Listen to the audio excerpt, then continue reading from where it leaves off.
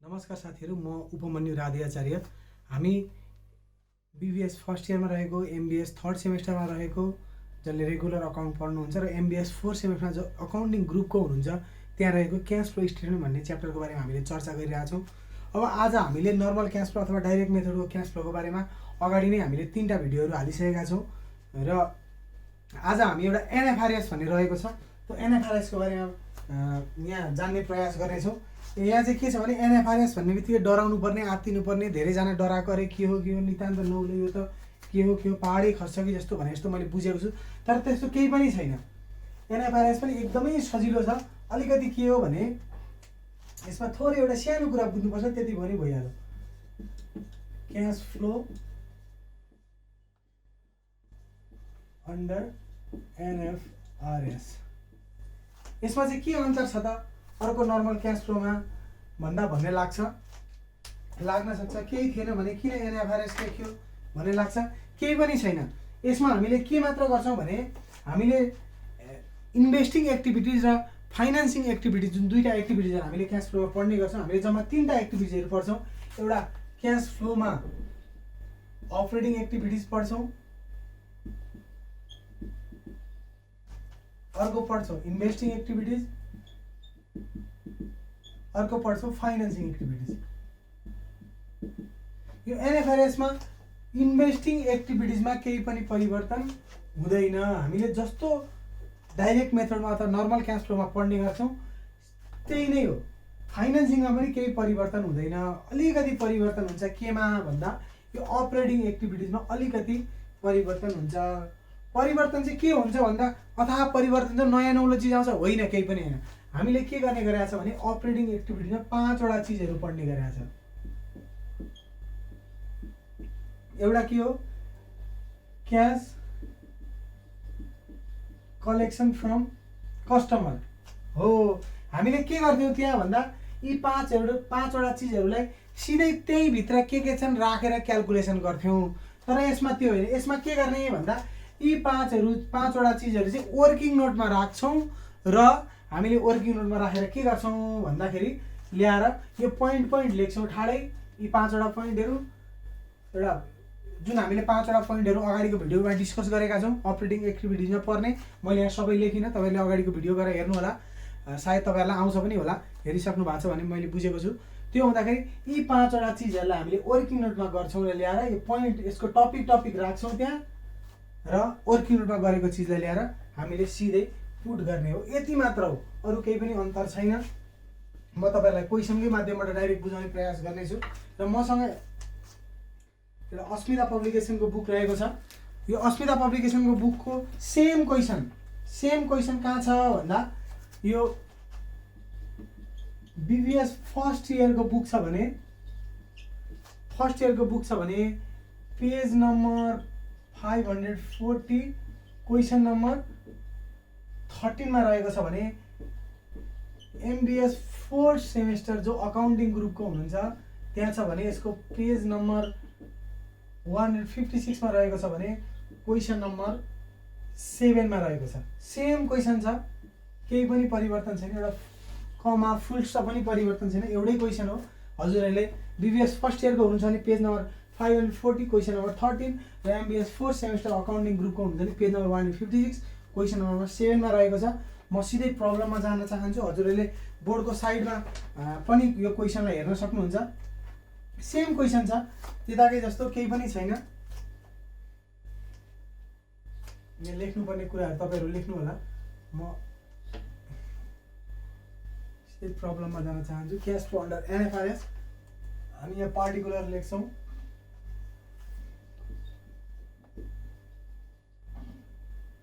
Amount लेख्छौँ। अब प्राय के गर्ने गरेको पाइन्छ भने यो एनएफआरएसमा चाहिँ अमाउन्ट चाहिँ भर्छ। यहाँ कतिवटा जेरोलाई कमन लिन सकिन्छ, त्यो कमन लिन सकिने जति जेरोलाई चाहिँ कमन लिएर गरेको पाइन्छ। म फेरि पनि भन्न चाहन्छु एनएफआरएसमा अलिकति अन्तर के पाइन्छ भने हामी क्याश फ्लोमा डाइरेक्ट अमाउन्ट जति दिएको छ त्यसैलाई राखेर गर्थ्यौँ, त्यहाँ पनि यसरी गरे हुन्छ। तर एनएफआरएसमा चाहिँ जेरो कमन लिएर गरेको पाइन्छ। त्यो हुँदा हामी यहाँ पनि क्वेसनमा हेरौँ 3टा जेरोलाई कमन ल्याउँ, कुरो एउटै हो, केही पनि छैन, अन्तर केही पनि छैन। अब हामी नर्मल क्यास फ्लोमा के गर्थ्यौँ भन्दाखेरि सुरुमा ए नम्बर दिन्थ्यौँ cash flow from operating activities. यहाँ पनि लेख्ने त्यही नै हो, केही अन्तर छैन। अब त्यहाँ हामीले के गर्थ्यौँ ए नम्बर दिन्थ्यौँ क्यास कलेक्सन फ्रम कस्टमर्स लेख्थ्यौँ। हो यहाँ पनि त्यही लेख्ने हो, अन्तर केही छैन। तर अब यहाँ हामी एउटा सानो कुरा गर्छौँ, हामी यहाँ सानो एउटा नयाँ कुरा गर्छौँ। के गर्छौँ भन्दा नोट्स लेख्छौँ। यहाँ नोट्स भनेको वर्किङ नोट हो। जुन कुरा हामी यता वर्किङ नोटमा गर्छौँ र यहाँनिर त वर्किङ नोट नम्बर कति हो भनेर देखाउँछौँ अनि हिसाब गर्छौँ, अरू केही पनि अन्तर छैन। अब हेर्नु होला, यहाँ हामीले क्यास कलेक्सन फ्रम कस्टमरमा के जान्थ्यो भन्दा चारवटा चिज जान्छ, त्यो हामीलाई थाहा छ। यहाँ पनि तिनै चिज जाने हुन्, केही पनि अन्तर छैन। अन्तर के मात्र हो भने हामीले जुन जुन चिजहरू त्यहाँनिर यहीँ सिधै लेख्थ्यौँ इन्क्रिज डिक्रिज भनेर, हो त्यो चिज चाहिँ हामी यहाँ वर्किङ नोटमा गर्छौँ। भनेको चाहिँ पहिला वर्किङ नोट नम्बर 1.1 दिउँ, यो नोट्स लेखौँ। हो यही नोट्स हो, सेम नोट्समा के छ भन्ने कुरा 1.1। अब हामीले के गर्दैछौँ, यो क्यास कलेक्सन फ्रम कस्टमर्स यहाँ लेखौँ।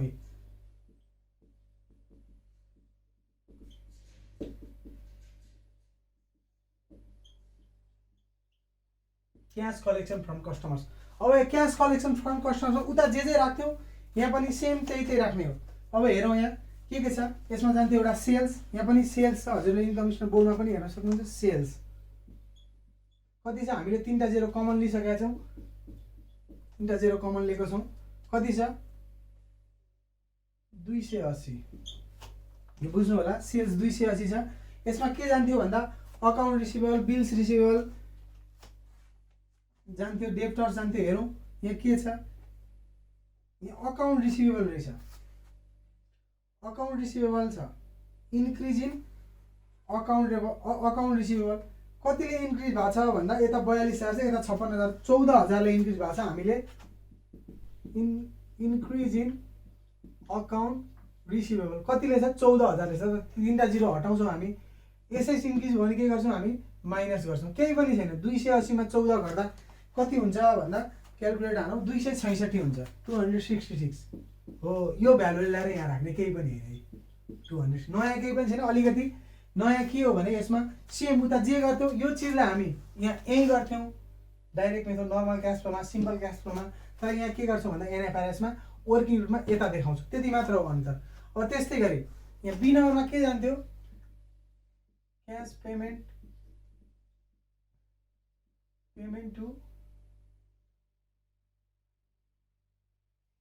Payment to supplier and labour.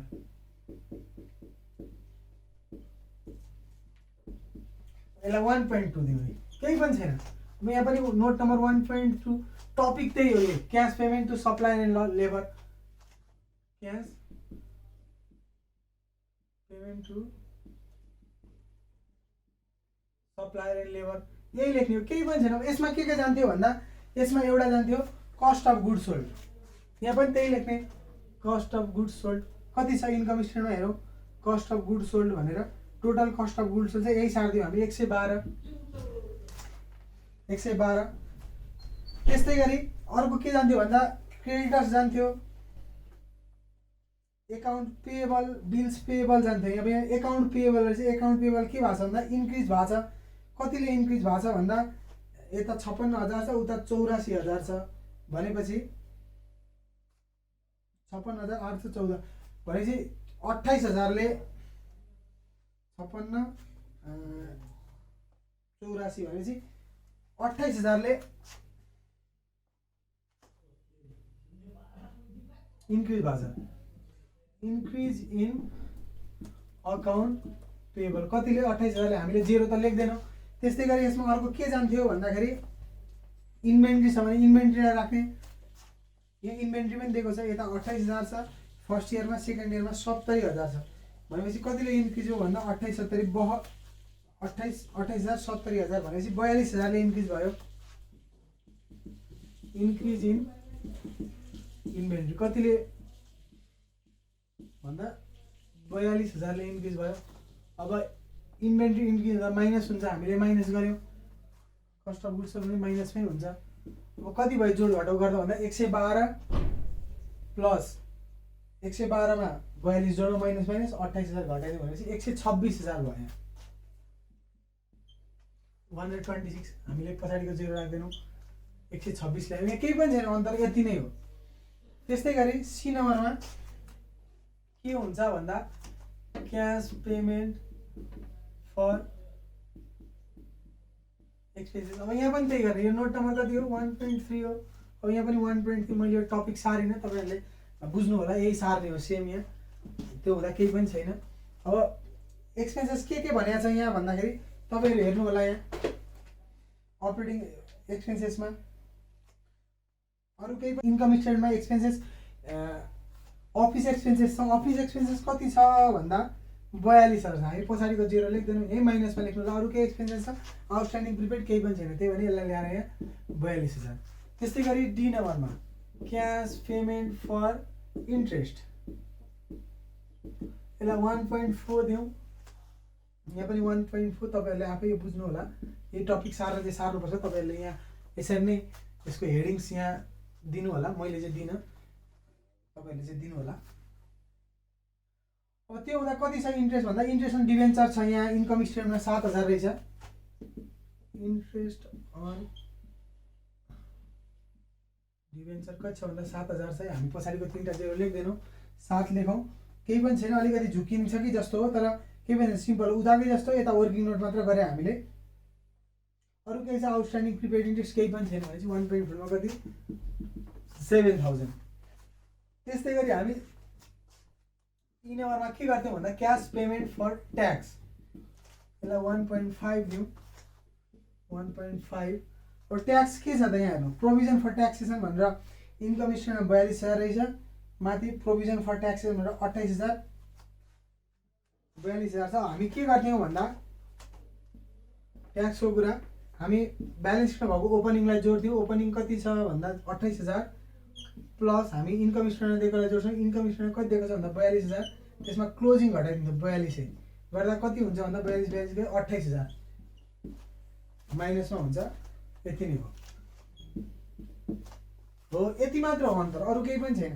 अब हामीले यसलाई के गर्छौँ भन्दाखेरि अब उता के गरिन्थ्यो, हामी एक्स्ट्रा अर्डिनरी एक्टिभिटिज राख्थ्यौँ, त्यहाँ एक्स्ट्रा अर्डिनरी आइटमलाई यो अपरेटिङमा राख्थ्यौँ। यसमा चाहिँ नराख्ने, एक्स्ट्रा अर्डिनरी आइटमलाई नलाग्ने, त्यो पछाडि जान्थ्यो, मैले जान्छ भनेको थिएँ, तिनीहरूलाई त्यहीँ लगेर राख्ने। त्यो हुँदा केही पनि छैन, यति हो। यो के भयो एमा cash flow from operating activity, जसलाई हामीले ए भनेको छ। यो कति आयो भन्दा 266 मा 126, 42, 7 र 28 घटाइदिउँ, 28 घटाइदिउँ 63 आउँछ, 63 हो। यो नै अपरेटिङ एक्टिभिटी। अब अन्तर यति मात्र हो, अरू केही पनि छैन। यता नोट्स गर्ने, नोट्सलाई यो साइडमा लेख्ने, अनि यो नोट्समा जुन चिज हामीले अरूमा यही क्यास कलेक्सन फ्रम कस्टमर्स गर्दाखेरि यो सेल्सलाई यहीँ राख्थ्यौँ, इन्क्रिज अकाउन्ट रिसिभ भनेर यहीँ राख्थ्यौँ। तर यसमा एनए ब्यालेन्समा के मात्र चेन्ज हो भने यो चिजलाई वर्किङ नोटमा राख्ने, सेम गर्ने, अनि त्यसलाई ल्याएर यहाँ देखाउने मात्र हो, अरू केही पनि अन्तर छैन। अब मैले के भनेको छु भने फाइनेन्सिङ एक्टिभिटिज र इन्भेस्टिङ एक्टिभिटिज त सेम नै हो। बी नम्बरमा जाउँ हामी, cash flow from investing activities. अब इन्भेस्टिङ एक्टिभिटीमा मैले चाहिँ मजाले 4वटा चिज जान्छ भनेको छु। के भन्दा एउटा पर्चेज फर फिक्स एसेट, अर्को सेल अफ फिक्स एसेट, अर्को चिज के जान्छ भन्दाखेरि इन्भेस्टमेन्टको कुरा जान्छ, र अर्को यदि डिभिडेन्ड रिसिभ गरेको छ भने हामीले डिभिडेन्ड रिसिभ गरेको कुरालाई यहाँ लेख्छौँ।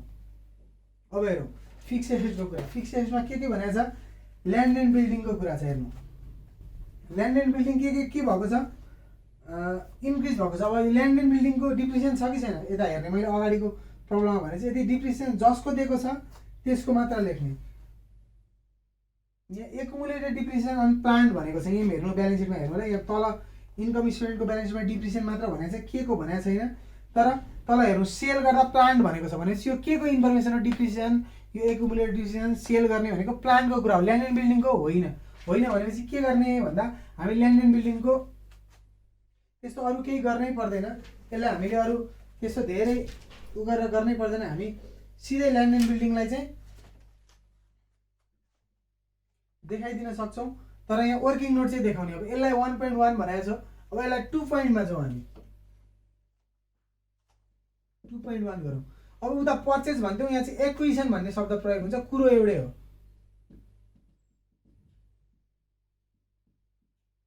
ल्यान्ड एन्ड बिल्डिङ, एक्विजिसन भन्नु पर्चेज भन्नु एउटै कुरा हो, दुइटै किन्ने हो। तर एक्विजिसन शब्दको प्रयोग गरिन्छ। तपाईँहरूले एक्विजिसन लेख्दा राम्रो, पर्चेजै लेखे पनि केही बिग्रिनेवाला छैन। अब कति छ, फर्स्ट इयरको 168 छ, पछाडिको 112 छ। अब यो घटाइदिउँ, कति हुन्छ 168 मा 112 घटाउँदा भन्दा 56 56 हुन्छ। हामीले पर्चेज गरेपछि यसलाई नेगेटिभमा लेख्ने गरेको छ। यहाँ के लेखौँ, acquisition of land and building कति 2.1 56। अब त्यस्तै acquisition of plant and machinery, यसलाई 2.2 दिउँ। मैले टपिक लेख्ने, टपिक तपाईँहरू त्यहीँबाट सार्न सक्नुहुन्छ। प्लान्ट एन्ड मेसिनरी मैले सर्टकटमा लेखेँ 2.2 यहाँ। अब प्लान्ट एन्ड मेसिनरीको हेर्नु के छ भन्दा, अब हामीले के गर्ने गरेको थियो, closing balance plus depreciation plus book value minus opening balance गर्ने गरेको थियो। अब यहाँ पनि त्यही नै हो, केही पनि छैन। त एकुमुलेटेड डिप्रिसिएसन दिएको भएकोले हामीले क्लोजिङको प्लान्ट एन्ड मेसिनरीको भ्यालुमा एकुमुलेटेडलाई घटाउँछौँ। अब क्लोजिङको कति छ भन्दाखेरि प्लान्ट एन्ड मेसिनरीको भ्यालु 224। अब यहाँनिर एक्विजिसन घटाइदिउँ, सरी एकुमुलेटेड डिप्रिसिएसन घटाइदिउँ 56 plus depreciation for the year दिएको छ, पछाडि कति दिएको छ डिप्रिसिएसन भन्दा 28 28, हामी 3टा 0 लेख्दैनौँ। त्यस्तै बुक भ्यालु कति छ त भन्दा, बुक भ्यालु हेर्नु होला कस्ट 28,000 अनि एकुमुलेटेड भनेपछि हामी बुक भ्यालु निकाल्न के गर्छौँ, कस्टमा एकुमुलेटलाई घटाइदिन्छौँ 28 माइनस 14। यो बुझेपछि तपाईँहरूले सजिलै यसरी डाइरेक्ट गरे पनि हुन्छ, अथवा वर्किङ नोट देखाएर अगाडिको भिडियोमा मैले सिकाएको छु त्यसरी नै गरे पनि हुन्छ। यो जसरी गरे पनि कुरो एउटै हो।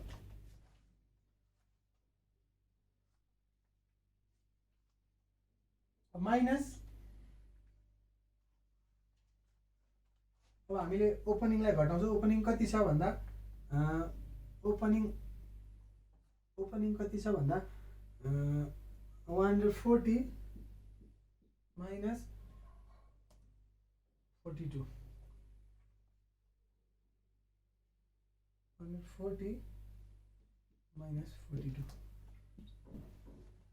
अब क्यालकुलेसन गरौँ कति आउँछ, क्यालकुलेटरमा हान्नु होला, क्यालकुलेसन गर्नु होला।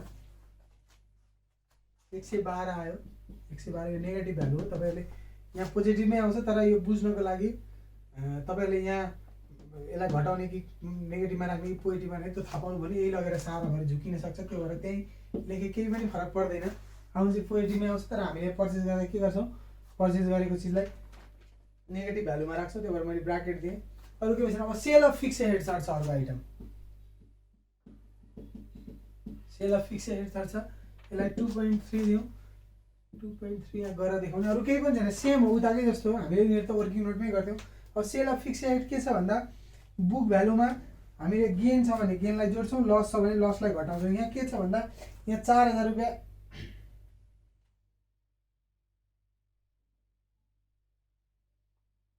यहाँ के छ भन्दा, यहाँ चाहिँ गेन भएको छ 11200 गेन भएको छ भनेपछि बुक भ्यालु कति थियो 28 माइनस 14। बुक भ्यालुमा कति गेन भएको छ भन्दा 11.2 कति हुन्छ 14 यता 11.2 उता गर्दा 25.25.2 हुन्छ। यसलाई जस्ताको त्यस्तै ल्याएर यहाँ राखिदिने 25.2 सेल गर्दाखेरि पोजिटिभ भ्यालु हुन्छ, त्यो भएर त्यहाँ राख्ने। अरू केही आइटम जान्छ त यहाँ, अरू इन्भेस्टमेन्ट पनि जान्छ। इन्भेस्टमेन्टको कुरा हेरौँ, इन्भेस्टमेन्ट छ यहाँ। इन्भेस्टमेन्ट के छ भन्दाखेरि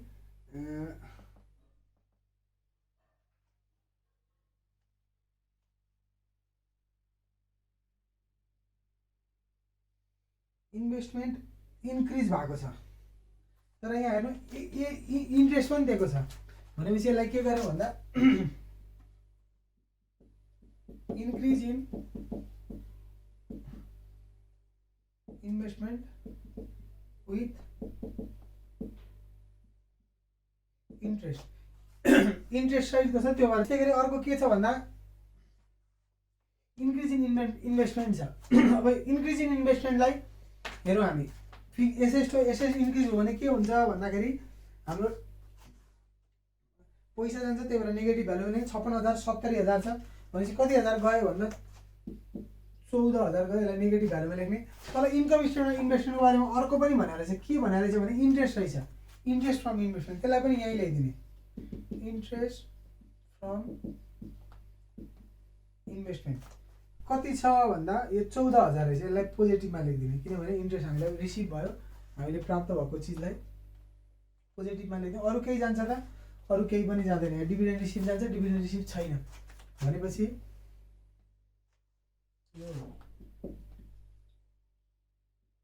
cash flow from investing activity, यसलाई हामीले बी भन्छौँ। कति भयो भन्दा 56, 112, 14 जोड्ने 25.2 र 14 घटाइदिए भनेपछि कति आउँछ 142 आउँछ, 142.8 नेगेटिभमा आउँछ।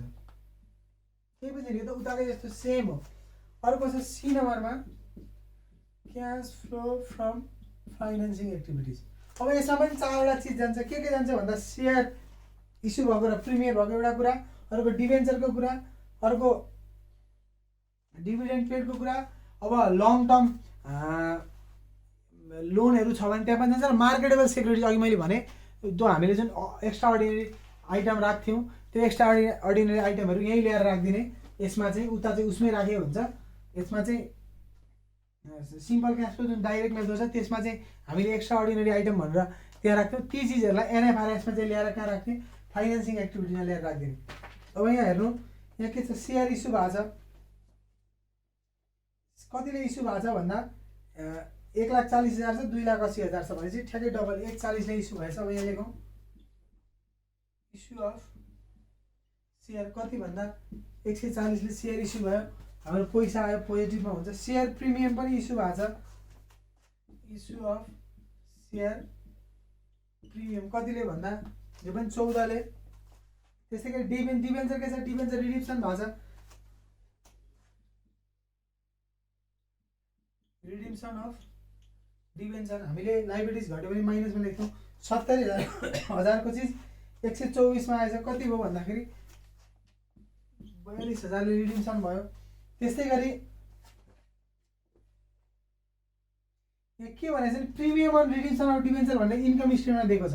अब यो दिएकोलाई हामीले यही जोडेर पनि लेख्न सक्छौँ रिडिम्सन अफ डिभेन्चरमा, अथवा अलग्गै लेख्छु होइन म भनेर पनि त्यो अलग्गै लेख्न सकिन्छ। म अलग्गै लेखिदिन्छु रिडिम्सन अफ डिभेन्चर अन प्रिमियम। यो यहाँ पनि क्लियर गर्ने। कतिले प्रिमियम भएको छ भन्दाखेरि 4.2 4,200 भएको छ। हामी 3टा जेरो हटाइरहेका छौँ अगाडिदेखि नै, यसलाई पनि माइनसमै लेखिदिने। त्यस्तै गरी अर्को चिज के जान्छ भन्दाखेरि मार्केटेबल सेक्युरिटिज दिएर चाहिँ यहाँ हेर्नु, यसमा मार्केटेबल सेक्युरिटिज के भएको छ भन्दा यो पनि इन्क्रिज भएको छ। इन्क्रिज इन मार्केटेबल सेक्युरिटिज कतिले इन्क्रिज भएको छ भन्दा 2,000ले भएको छ, हामी 2 लेख्छौँ। अरू केही छ त जाने, लङ टर्म लोनहरू केही पनि कुरा गरेको छैन। अरू हामी सक्छ। अन्तिममा एउटा चिज जान्छ त के भने डिभिडेन्ड पेड जान्छ। यहाँ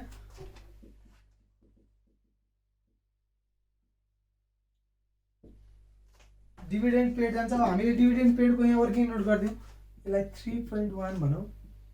हामीले यसलाई उता पनि वर्किङ नोटै गर्ने गराएको थियो, यसमा केही पनि अन्तर छैन। के छ त भन्दा ओपनिङ डिभिडेन्ड राख्ने। ओपनिङ डिभिडेन्ड कति छ, यहाँ प्रॉफिट एन्ड लस पनि छ, प्रोभिजन फर डिभिडेन्ड पनि छ। अब यस्तो अवस्थामा के गर्ने भन्दा यदि प्रोभिजन फर डिभिडेन्ड छ भने प्रॉफिट एन्ड लस अथवा रिटेन अर्निङ अथवा तपाईँलाई अरू जे भए पनि त्यसलाई नचलाउने, डिभिडेन्डकै चिजलाई हेर्ने। छैन भने मात्र अर्को विकल्पमा जाने हो। त्यो हुँदाखेरि income statement provision for dividend भन्नु दिएको छ भनेपछि कति गर्ने भन्दा 14,000 ओपनिङ भ्यालुलाई, ओपनिङ भ्यालुसँग इन्कम स्टेटमेन्टको भ्यालुलाई जोड्ने। कति भन्दा 28,000 क्लोजिङको भ्यालु जोडिदिने 28,000 भनेपछि कति भयो भन्दा 28,014। नेगेटिभमा हुन्छ, नेगेटिभमा लेख्ने, यहाँनिर नेगेटिभमा राखिदिने। केही पनि छैन, अरू त सेमै हो। हामीले इन्भेस्टिङ एक्टिभिटिज र फाइनेन्सिङ एक्टिभिटीलाई सेमै गरेका छौँ, केही पनि अन्तर गरेका छौँ। केवल यतिमा मात्र अन्तर छ। त्यो पनि के अन्तर छ त भन्दा हामीले वर्किङ नोटमा राखेका छौँ र नोट नम्बर लेखेका छौँ। यहाँ राखेका छौँ। अरू केही पनि अन्तर छैन। एनएफआरएस र डाइरेक्ट मेटरको सिम्पल क्यासको जुन भनेको छु मैले त्यो एउटा नै हो, यसमा केही पनि अन्तर छैन। यो जोड घटाउ गर्नु कति हुन्छ भन्दा 91.8 आयो, 91.8 आयो। 40 मा आयो cash flow from financing activities, यसलाई हामीले सी भनेको छ। अब सायद बुझ्नुभयो होला यहाँ के गर्यो भनेर।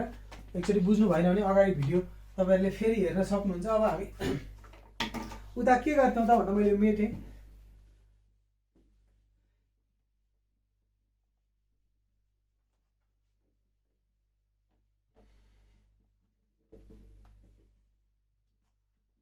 उता के गर्थ्यौँ त भन्दा नेट चेन्ज इन क्यास हुन्थ्यो। यहाँ पनि त्यही हुन्छ, अरू केही पनि अन्तर छैन। Net change in cash, net change in cash गर्न के गर्ने, ए प्लस बी प्लस सी गर्थ्यौँ। उता यता पनि गर्ने त्यति नै। अब जोडौँ 60 मा 91.8 जोडौँ 142.8 घटाइदियो कति भयो भन्दा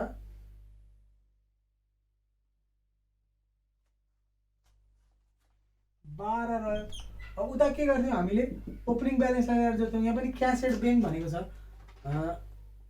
अन्तिममा छ क्यास एट ब्याङ्क। के को ओपनिङ भ्यालु हो यो, यसलाई ल्याएर जोडौँ कति छ 4 छ भनेपछि 16 रह्यो। अब यो यहाँ क्लोजिङ ब्यालेन्ससँग मिल्नुपर्छ। Cash at bank closing balance, closing balance मिल्यो भनेपछि जब यो नेट चेन्जसँग ओपनिङ जोड्दाखेरि यदि क्लोजिङसँग बराबरी आयो भने हामीले त्यसलाई मिलेको बुझ्छौँ र तपाईँहरूलाई पनि सजिलै लाग्यो होला भन्ने अपेक्षा गरेछु मैले। केही पनि अन्तर छैन, केवल वर्किङ नोटको मात्र करामत हो यहाँ। त्यो भएर तपाईँहरूले एकचोटि फेरि हेर्नु होला, एकदम सिम्पल छ। बुझेर पढ्ने गऱ्यो भने, हामीले टेक्निकली पढ्यौँ भने हामीलाई सजिलो हुन्छ। धेरै गाह्रो मानेर गर्न थाल्यो भने वा अप्ठ्यारो छ कि भन्ने सुरुमै त्यो कन्सेप्ट भयो भने दिमागमा हामीलाई त्यो चिज अप्ठ्यारो लाग्छ। त्यो भएर तपाईँहरूले बुझ्नुभयो भन्ने मैले अपेक्षा लिएको छु। अब एकचोटि हामीलाई प्रोत्साहनको लागि सेयर गरिदिनु होला, लाइक गरिदिनु होला, कमेन्ट गरिदिनु होला, त्यस्तै सब्सक्राइब गरिदिनु होला। सब्सक्राइब गर्नु भने हामीले हालेका हरेक भिडियो तपाईँहरूलाई सजिलै प्राप्त हुन्छ। त्यस्तै गरी सेयर गरेर तपाईँ जस्तो अरू कोही साथीहरू पढ्ने हुन्छन्, उहाँहरूलाई सहयोग हुन्छ। हजुरले सेयर गरिदिनु भयो भने अर्कालाई पनि पढेको कुरा लिन सहज हुन्छ। हस्त, धन्यवाद।